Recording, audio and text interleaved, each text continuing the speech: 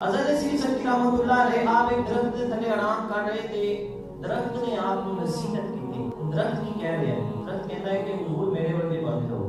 آپ نے فرمایا تیرے ورگے کس طرح بن جاؤں؟ کہنے لگا کہ جس طرح میں خود دھوپ دے وچ کھڑا ہونا لیکن لوگاں نوں چھا دینا, خود پتھر کھانا وا لیکن لوگاں نوں پھل دینا, ایسے نہیں میرے ورگے بن جاؤ. میری اور بھی بڑی صفاتاں. آپ نے فرمایا تیریاں بڑی صفاتاں, میرے وچ بڑے کمالات ہیں, لیکن تیرا جڑا اخیر ہے, تیرا جڑا اینڈ ہے وہ بہت برا ہے. آپ نے درخت دے کولوں پوچھا کہ دس تیرا اخیر اے کیوں ہے, اے کیوں تینوں جلا کیوں دیتا جا, یہ وجہ کی ہے؟ اور درخت کہنے لگا کہ حضور میرے سے بڑے کمالات ہیں لیکن میری ایک خامی ہے. آپ نے فرمایا کی خامی؟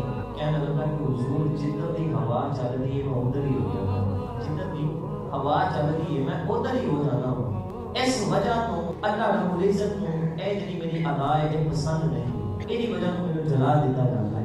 لہٰذا یہ ساری گفتگو تو یہی پتہ چل رہا ہے ایک طرف کھڑی ہے محکم کھڑی ہے, ایک دے ہو کے بڑی